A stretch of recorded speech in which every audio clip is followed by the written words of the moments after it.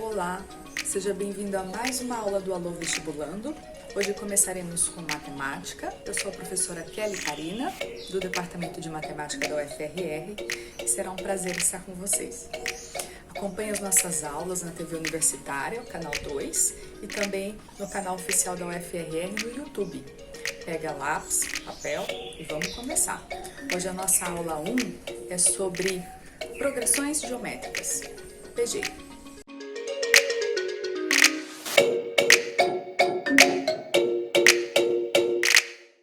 Olá, seja bem-vindo a mais uma aula do Alô Vestibulando e hoje nós começaremos com as aulas de matemática.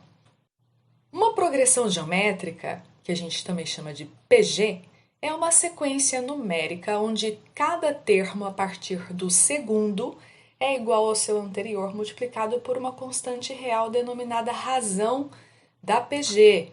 Por exemplo, a sequência 1, 2, 4, 8, 16, 32 e assim sucessivamente é uma PG com o primeiro termo 1 e razão 2, porque o segundo termo é obtido multiplicando o primeiro por 2, o terceiro é obtido multiplicando o segundo por 2 e assim sucessivamente. Segundo exemplo, 9, 3, 1, 1/3, isso também é uma PG. O primeiro termo é 9. E quem é a razão desta PG? O segundo termo é obtido multiplicando o primeiro por 1/3, o terceiro é obtido multiplicando o segundo por 1/3 e assim sucessivamente. Então, a razão dessa PG é 1/3. Então, se eu tenho uma PG, o primeiro termo eu vou chamar de A1, o segundo de A2, o terceiro de A3 e, de maneira geral, numa posição N, eu vou chamar de AN. Então, tá aqui, né? O primeiro termo é A1, o segundo A2, terceiro A3 e o enésimo AN. A razão da PG nós vamos denotar pela letra Q. Termo geral da PG. Nós sabemos que o segundo elemento da PG é obtido multiplicando o primeiro elemento pela sua razão. E assim sucessivamente. O terceiro elemento, então, vai ser o segundo elemento multiplicado pela razão da PG. Como o segundo é A1 vezes Q, então fica A1 vezes Q multiplicado por Q, portanto, fica A1 vezes Q quadrado. E, de maneira geral, o enésimo termo de uma PG, então, é dado por A1 vezes Q elevado a N menos 1, que é o que a gente chama de termo geral da PG. Então, tá aí, o termo geral da PG é AN igual a A1 vezes Q elevado a N menos 1. Não vamos esquecer de outras expressões que já conhecemos. Por exemplo, o AN é obtido multiplicando o termo anterior pela razão da PG. Está aqui, AN igual a AN menos 1 vezes a razão. E, portanto, a razão pode ser escrita como AN sobre AN menos 1, onde aqui nós estamos supondo que AN menos 1 é diferente de zero. Soma dos N primeiros termos de uma PG. Se a razão for 1, então, na realidade, essa sequência é uma sequência constante. Neste caso, a soma dos N primeiros termos de uma PG é exatamente a soma do primeiro termo, uma quantidade de vezes igual a N. Segue, então, que a soma dos N primeiros termos é N vezes A1.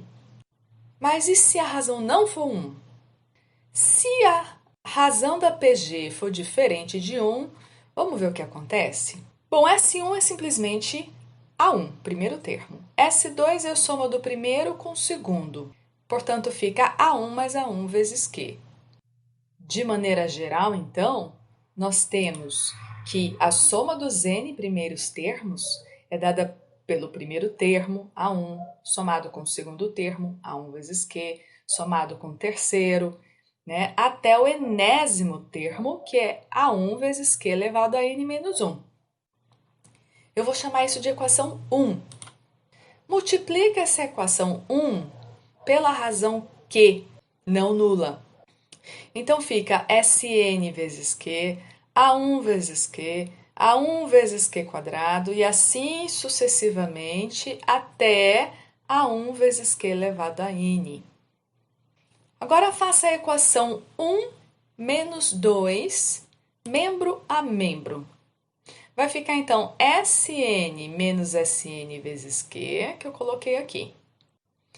Quando eu faço a conta no segundo membro, olha o que acontece. Muitos termos da equação 1 se cancelam com termos da equação 2. Por exemplo, esse menos esse dá zero, esse menos esse dá zero, e todos os outros que aparecem aqui no meio vão se cancelando com os que estão aqui no meio. Esse daqui se cancela com esse, de maneira que sobra apenas A1 menos A1 vezes Q elevado a N, que eu coloquei aqui. Colocando esse N em evidência no primeiro membro e A1 em evidência no segundo membro, então, nós encontramos que Sn vezes 1 menos Q é igual a A1, que multiplica 1 menos Q elevado a N. Portanto, Sn é A1 vezes 1 menos Q elevado a N dividido por 1 menos Q. Então, tá aqui a soma dos N primeiros termos de uma PG. Sn igual a A1 vezes 1 menos Q elevado a N sobre 1 menos Q. Quando a razão for um número cujo módulo é menor do que 1, faz sentido falar na soma dos infinitos termos de uma PG. E o que ocorre é que nessas circunstâncias, quando o n vai para o infinito, Q elevado a n vai para zero. Então, quando esse n vai para o infinito, essa expressão passa a ser escrita da seguinte forma: A1 sobre 1 menos Q, que nós chamamos de soma dos infinitos termos de uma PG. Vamos resolver agora um exercício do vestibular 2019 da UFRR.